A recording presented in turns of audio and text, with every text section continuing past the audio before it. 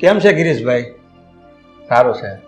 હા હા, તો જણાવો કેમ આજે આ બાજુ આવવાનું થયું? ડૉક્ટર સાહેબ, જે મેં વર્ષો પહેલા ભૂલ કરી હતી ને એ સુધારવા આવ્યો છું. ભૂલ? કેવી ભૂલ? અને આ તમે શેની વાત કરો છો?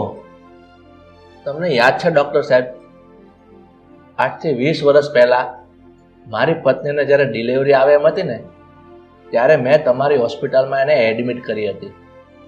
હા ગિરીશભાઈ, મને બરાબર યાદ છે કે એ સમયે હું તમારા કહેવાથી જૂઠું બોલ્યો હતો.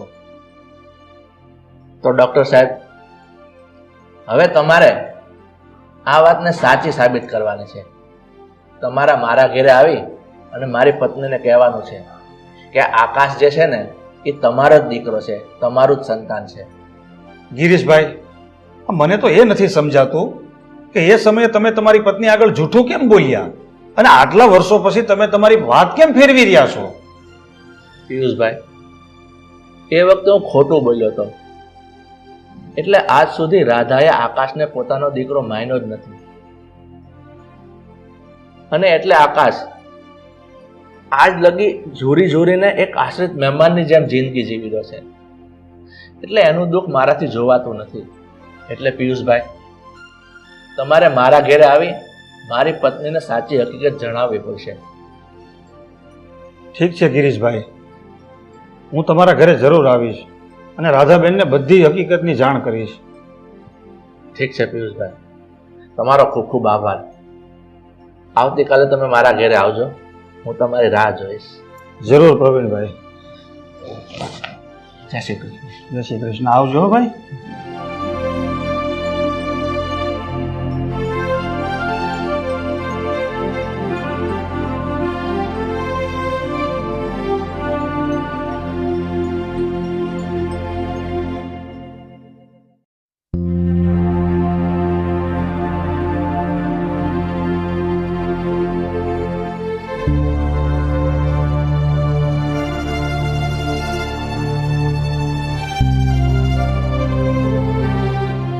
પપ્પા, લ્યો આ નોટરીના કાગળ.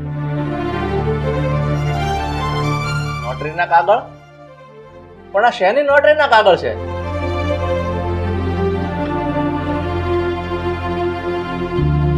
પપ્પા, હું આ ઘરની તમામ પ્રોપર્ટીમાંથી મારી જાતે જ બેદખલ થાઉં છું.